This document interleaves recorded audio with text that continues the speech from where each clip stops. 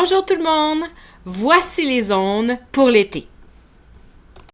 Un petit rappel concernant les règlements du parc. Présentement, il n'est pas ouvert, mais on va vous tenir au courant dans les prochaines semaines. On respecte l'horaire qui est affiché aux portes et dans vos classes. Pour les modules, les copeaux de bois ils restent par terre et autour du module. On ne monte pas dans la glissoire. Le mot le dit, c'est pour glisser. Pas de tête en bas et pas de cascade. Vous devez attendre dans la cour qu'un adulte arrive avant d'aller au parc. Pas de jeu homme sur terre ou de course. Puis à la récréation du matin, le petit module n'est pas accessible, c'est seulement le grand.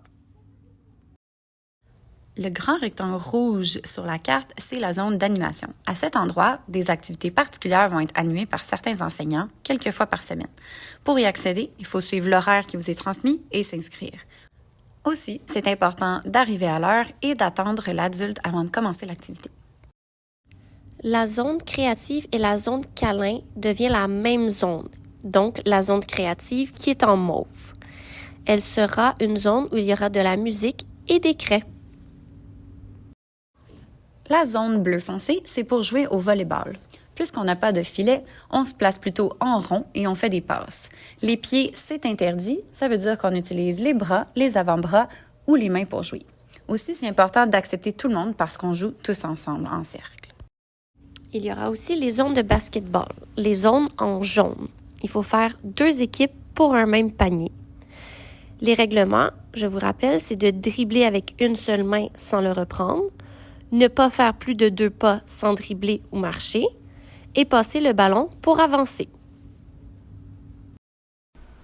Les zones en brun sont les zones pour le ballon king. Il y en a un dans la cour des plus petits et dans la cour des grands. Tu peux jouer à plusieurs à ce jeu. Il faut faire une grande ligne et un élève par 4 coins peut lancer un ballon pour faire des bonds. C'est un jeu vraiment amusant et tout le monde peut y participer. Les zones grises sont des zones pour jouer à la corde à sauter. C'est important de garder une distance avec les autres pour ne pas s'accrocher. Aussi, je vous rappelle, la corde, elle sert à être utilisée pour sauter seulement.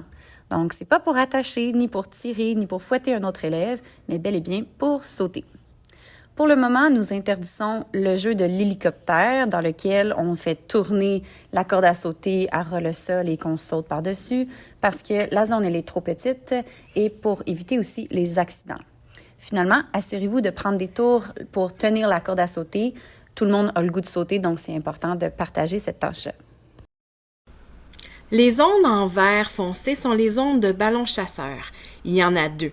Tu dois faire 2 équipes équitables et lorsque tu te fais toucher, tu dois soit te mettre sur le côté ou bien de changer d'équipe, tout dépendant du jeu que vous allez avoir déterminé au préalable, donc au début.